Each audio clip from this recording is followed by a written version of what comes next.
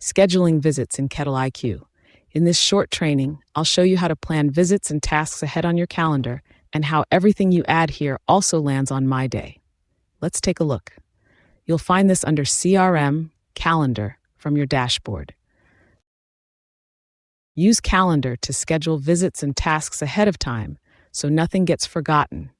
Switch between day, week, and month view with the buttons up top, depending on how far ahead you want to look. To schedule something new, click an empty time slot or click New Event. Pick the account you're visiting, choose the date and time, and add a short note about the purpose.